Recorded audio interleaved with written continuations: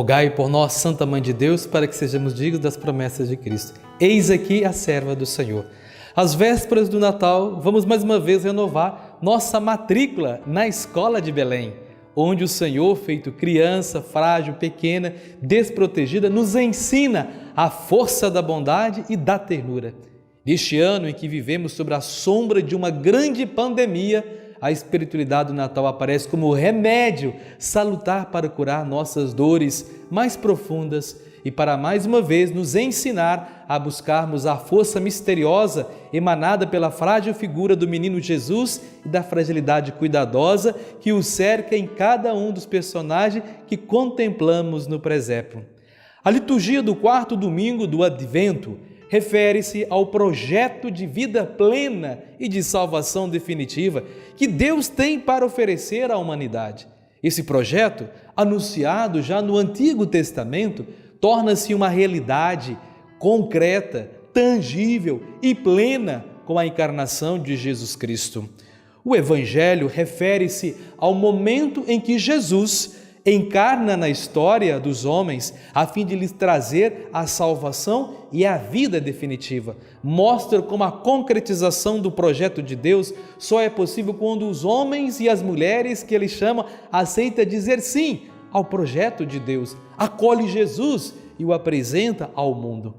A primeira leitura nos mostra que o reinado de Davi havia se consolidado. O relato afirma que Davi considerou esses fatos e confiou ao profeta Natã suas intenções de construir um templo para abrigar a arca. Natã aprovou em caráter provisório as intenções do rei, até que houvesse a confirmação definitiva da vontade divina. Portanto, Davi não irá construir o templo, mas se Davi não pode dar estabilidade ao Senhor, este pode dar estabilidade a Davi e ao povo de Deus. Jogando com o duplo significado da palavra hebraica, bait, casa, que pode usar-se para definir a casa de pedra, templo, e a casa real, família, dinastia. O teólogo deuteronomista explica que se Davi não vai construir uma casa, templo para Deus, Deus vai construir uma casa, família para Davi. O Senhor anuncia que vai fazer uma casa. Trata-se da aliança davídica, que constitui a família de Davi como depositária das promessas divinas e garantia de um futuro de estabilidade, de segurança, de paz para o povo de Deus. Na segunda leitura da carta aos Romanos, nos apresenta o resultado de uma reflexão teológica longa e profunda, levada a termo no seio da comunidade cristã. Esses 3 versículos mostram uma grande verdade. O fio condutor da história humana é, sem dúvida, o projeto salvífico de Deus, escondido desde toda a eternidade, agora revelado em Cristo e proclamado pela Igreja a todos os povos. O plano de Deus é um grande mistério desde a criação do mundo. No passado de Israel, os profetas vislumbraram alguns sinais do que Deus estava por fazer, e foi em Jesus que esse projeto se manifestou de forma clara e definitiva. Resta a nós a missão de anunciá-lo durante todo o tempo que falta até a volta de Jesus. Nisso consiste o seguimento e a fidelidade da Igreja em resposta à eterna fidelidade de Deus. No Evangelho de hoje, traz a cena de uma nova visita de Deus a seu povo. Maria, a escolhida, recebe a visita de Deus, mas essa visita tem características especiais. Previamente, o Evangelho sinaliza outra visita, à pessoa de Isabel. Ao longo de toda a história de Israel, Deus visitou o seu povo. Deus sempre está presente na vida do seu povo, nas suas necessidades e dificuldades. O Evangelho mostra a realização da promessa de Deus. Maria recebe o mensageiro divino e pronuncia o seu sim. Torna-se então a nova arca da aliança, a morada de Jesus, preparada pelo próprio Deus, como narra Lucas capítulo 1, versículo 26 a 38. O povo de Israel esperava o Messias, um grande rei, forte, rico, poderoso. Por isso olhava para Belém, a cidade natal de Davi.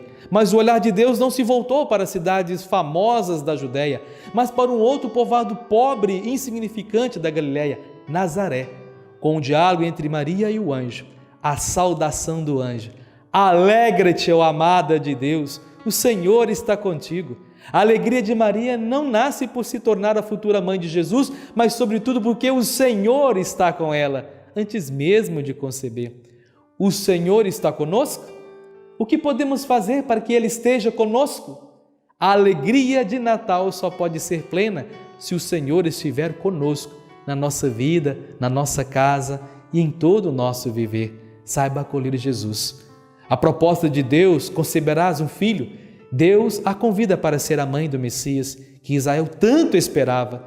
Diante da dificuldade apresentada de ainda não viver com um homem, o anjo lhe garante: o Espírito Santo descerá sobre ti e conceberás e darás à luz a um filho.